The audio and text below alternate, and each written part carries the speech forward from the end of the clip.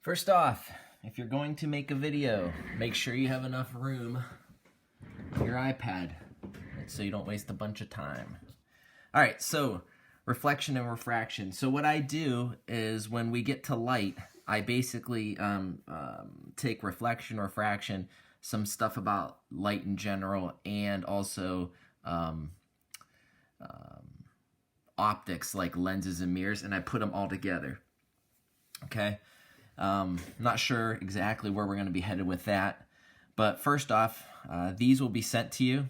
So we're just going to go through these kind of really quick and not talk too much in depth about them. Basically, early theories of light I just find somewhat interesting. It talks about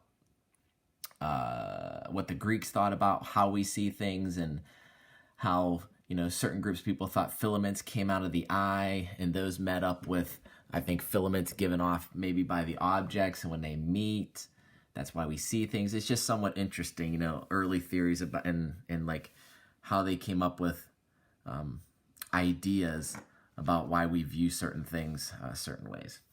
So anyway, it talks about Socrates and Plato, stuff that I would not put on a test. At least not any kind of dates or anything like that. It talks about Idola here, or flying replicas. I imagine these little replicas with little wings. That's just what I see in my head. So then we get to this wave particle thing, okay? So is light a wave or a particle? We know now that we act like it's a wave when we want it to be a wave, and we act like it's a particle when we want it to be a particle.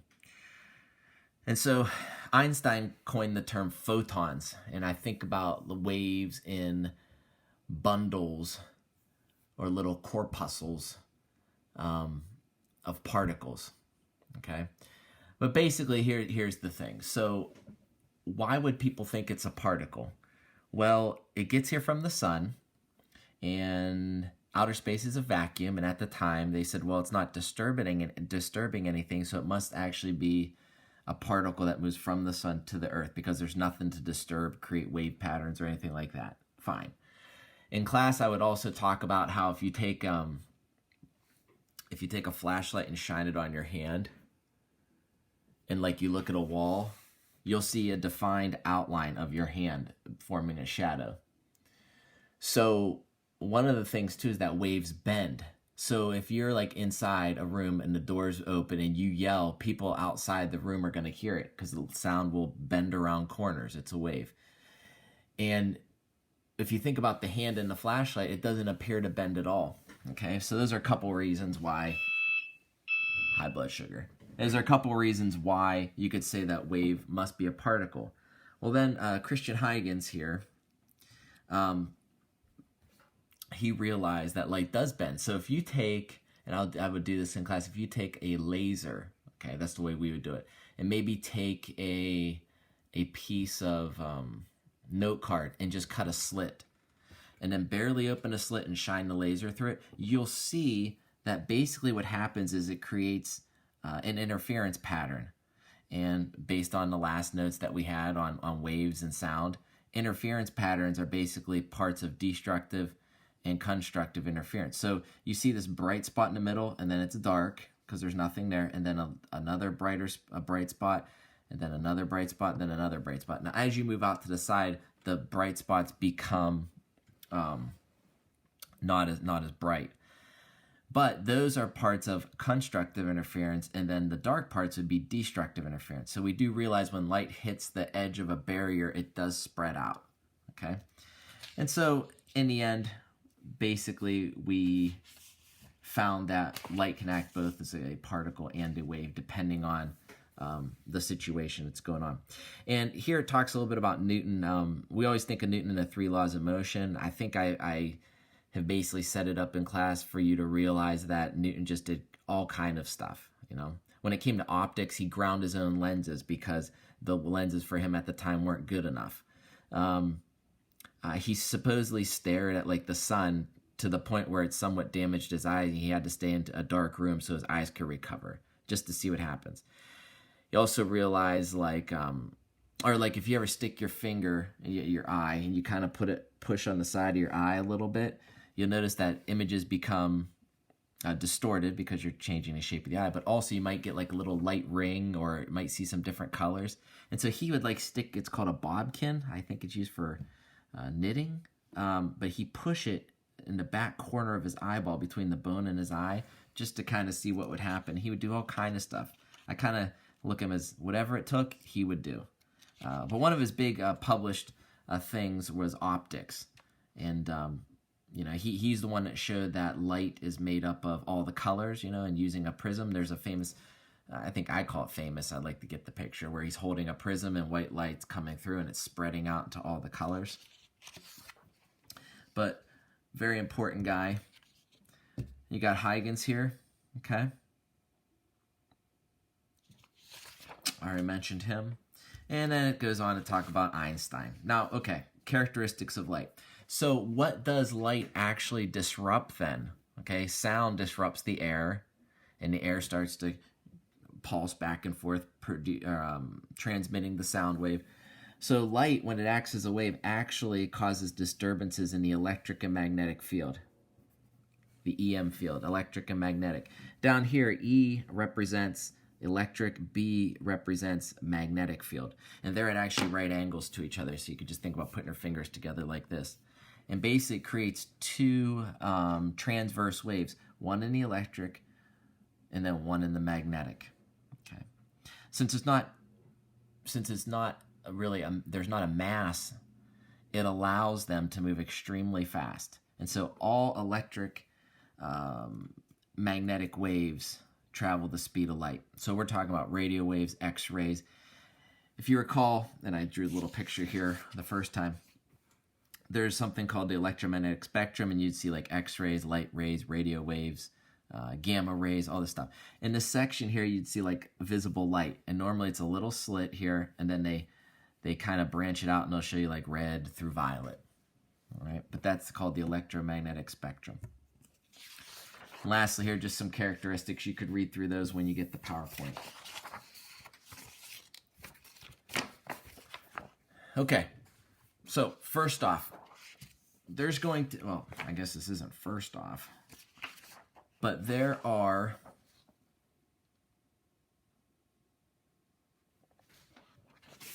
do a good job of getting my papers all out of order. You're going to be given a PowerPoint, okay? Looks like this. Starts out with law of reflection, okay? And Snell's law. So for the rest of this video, I'm going to just talk about the law of reflection. I'm going to show it on just a white piece of paper, but you can work through this, and we should be pretty much following along the ideas laid out here, okay? I think sometimes it just helps to see it drawn instead of just pointing at things. Okay, so I got my little dinosaur ruler here. This is the law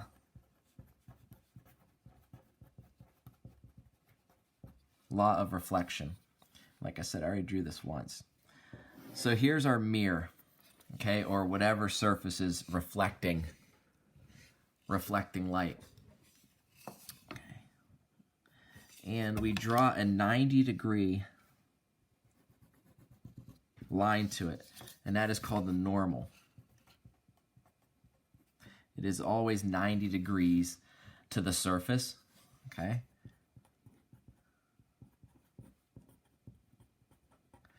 And it's the line that we always measure our angles off of. So if you ever play pool, billiards, or just, you know, have experienced anything about reflection, you'll notice that the ball bounces off at the same angle it hits at, like the side of the pool table.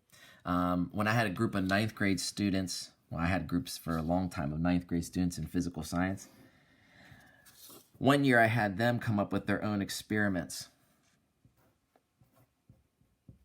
To show this this law, and some came up with a cool idea like of sprinkling flour, and then they had a barrier, and you could see a ball roll in the flour, and then a ball roll off the wall, and then they'd measure the angles, and they were pretty close. And it was good enough to say, okay, it supports the law of reflection. All right, so this right here is called theta I. It's the incident angle, so it's the angle of incidence. I always think I'm going to spell that wrong. All right, it's the angle of incidence. Now you'll notice a lot of times I'm going to call it a ray. Okay, I think I already mentioned that. It's a light ray. That's what we use to refer to light. We don't call it a light wave or a light particle. It's a ray. Okay, so over here on the other side, we would know that it also bounces off at the same angle. Now, I don't have a protractor on me, so I'm going to have to sort of make it look the best I can. And this is called the angle of reflection. And based off the law of reflection, theta I equals theta R. Okay. So if you're ever given an angle of incidence and it says, what's the reflected angle? You don't need to think about it. It's the same thing. Always measured off of the normal. A lot of times students will want to measure off the surface. Not the correct way to do it. Okay. Now there's two types of reflection. If you have a nice mirror that you look into to comb your hair, which obviously I don't, and I try not to look at mirrors and see myself, but we have something called specular. Okay, so this is specular reflection. And so a nice mirror will give you a nice image. It's not going to be too much distorted at all. Okay, so let's imagine an image that produces light rays like this. Could be your face. That's fine. All right, and they all come in parallel. Surface is nice and smooth.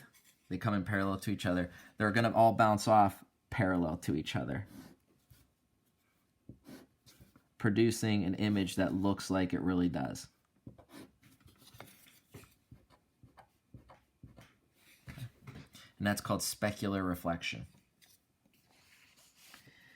Another type, sometimes hard to come up with an idea of this one, but maybe frosted glass, or maybe like if you look at the bottom of a CD that's all scratched up, you'll see that you look kind of like a little bit distorted or a little bit faded, not perfectly clear, and that's called diffused. So let's say we have the same image. Could be your face, could be a picture of something else, and they all come in nice and parallel again to each other, like this. But now the problem is that the surface is not perfect, so it's a little bit like this. So it's not going to be hitting something that's perfectly flat. So if it comes in like this and bounces off, but yet maybe we're a little bit roughed up, so it's this way, it's going to bounce a little more up maybe, or if it's a little flatter, maybe it bounces a little more this way. So these reflected rays are not going to be parallel to each other. And I'm just kind of drawing them everywhere.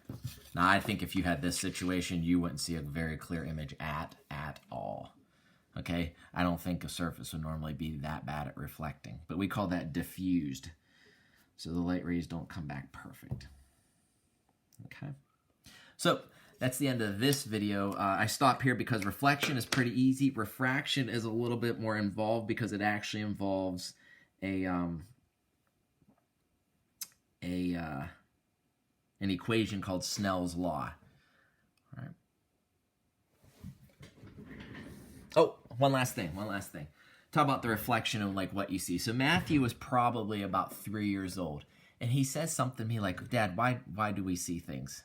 So he's asked crazy questions ever since he was younger, and so I knew it wasn't like a biology question. So I said, "Well, Matthew, if you ever go out at night, do you see anything?" And we live on a road that has no street lights or anything. It's pitch dark out. And he's like, "No." I said, "So how about if we take a flashlight and we just shine it down the road, but we don't like hit it off anything?" And I said, "Do you see anything?" He goes, "No." I said, "Now how about if you put like your hand up in front of a flashlight? Do you see it?" And he said, "Yeah." And so I explained to him just, we see things because those things reflect light. And at 3 years old, I think he understood exactly what I was talking about. You don't see things when it doesn't reflect light. and you do see things when it does reflect light. So that even goes for color. And I have this little, you'll see this slide that talks about color. So the reason we see green grass is because it reflects green light rays, okay? Green wavelengths. And it absorbs everything else. So the sun gives off perfectly white light. There's nothing, there's no wavelength missing on the spectrum. So if you recall in class, I'll bring up the first paper I did in chemistry. And we have these out when people come by for the open house. I used to use like a tube at the old school I was at. And now here, and I also had these other ones too, they're like plastic, kind of triangular, and you look through this end and you have light on the other end and you see like different colors. So if we use those, spectroscope, I guess we could call it, if you use those to look at the sun, you're going to see no gaps. If you look at it though, or use it to see light in a classroom, you're going to notice that there's these distinct lines of light. You might get a little rainbowish effect. That's probably from light coming from outside that's reflecting off surfaces. But basically, like fluorescent light is not made up of the full spectrum of light. You'll see these distinct bands, okay, of light that it's giving off. I just find that somewhat interesting. Now, they actually combine to still form what we would think of as pretty white light. All right, so refraction is going to be next.